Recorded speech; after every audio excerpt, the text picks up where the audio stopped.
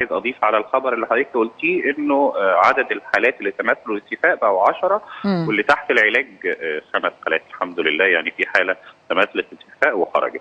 تمام، يعني 10 تمثلوا للشفاء مش 8، واللي تحت العلاج 3 فقط. بالظبط يا فندم، فده يعني على مستوى الجمهورية.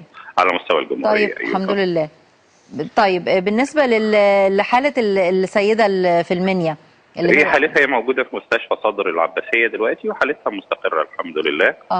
يعني احنا بس عندنا حالة واحدة من الحالات اللي تحت العلاج